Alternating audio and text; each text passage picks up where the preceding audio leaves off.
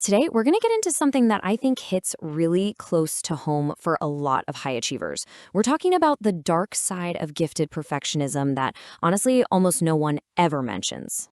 So, picture this. You pour everything you have into a project. You finally hit that submit button, and the feedback starts rolling in. Everyone tells you it's brilliant. They're just blown away. But inside, you feel sick. You look at what you made, and all you can see are the tiny flaws, the missed opportunities, the 100 little ways it fell short of what it was supposed to be. You know that feeling? That's not just you being too hard on yourself. Society might slap the high achiever label on you, but internally, you feel like a total and complete fraud. It's this quiet, exhausting paradox that's right at the heart of giftedness, and it's something most people just don't get. And let's be really clear here. We're not talking about the kind of perfectionism you see on social media, wanting a perfectly clean desk or color-coded files. No, for a gifted mind, it is so much deeper, and frankly, a lot more painful. It's this fierce, relentless awareness of your own imperfections.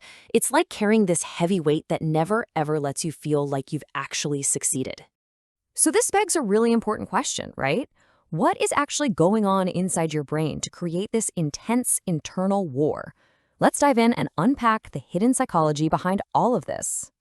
See, the answer really lies in your brain's perfect vision. And this is the key to understanding why your work probably never feels quite good enough. Here's the absolute game changer, the insight you need to get. You're not actually chasing approval from your boss or your friends or anyone else. What you're really chasing is the flawless version of the work that already exists, perfectly formed inside your own head. Your brain is running these incredibly high-definition simulations of what could be. And that right there, that's the central conflict. On one hand, your internal vision is this flawless, abstract masterpiece. But on the other hand, you have to actually create it in the real world, with all its messy limitations and inevitable compromises.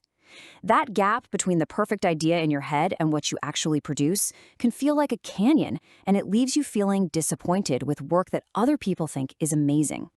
So, why does your brain even do this? Well, it's linked to a fascinating trait called high metacognitive ability. To put it simply, your brain is just unusually good at thinking about its own thinking. It can audit its own flaws with surgical precision, holding you to these incredibly high internal standards that almost nobody else can even see. But here's the catch, and it's a big one. That very same ability, that incredible strength, can create a truly crippling side effect that can absolutely sabotage a brilliant mind: the trap of paralysis. It almost always starts with delay, procrastination. Your brain is analyzing every single possible outcome, and the pressure to be perfect becomes so immense you can't even get started.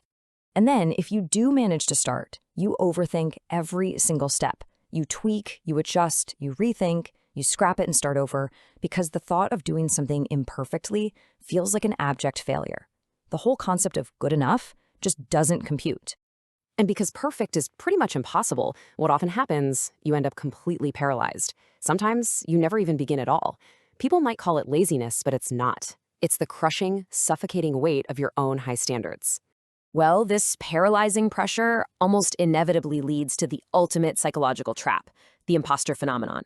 It's why you can't ever really believe the compliments. Your internal standard is so high, you're convinced you've never actually met it. And because you're so keenly aware of all the things you don't know, you constantly feel like you're faking it, just waiting to be found out. Okay, so that's the trap. It's pretty bleak, but what if? What if you could turn this supposed flaw into your greatest fuel? What if you could finally learn to master that inner critic? All right, let's start with a really radical reframe. I want you to hear this loud and clear. Your dissatisfaction is not a defect.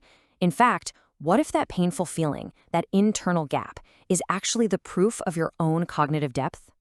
Think about it. Average minds are satisfied so easily. They do the bare minimum, pat themselves on the back, and move on.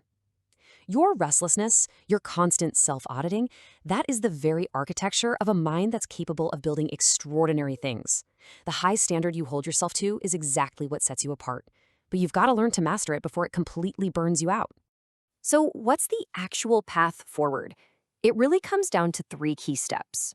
First, you've got to reframe this flaw as what it really is: its depth.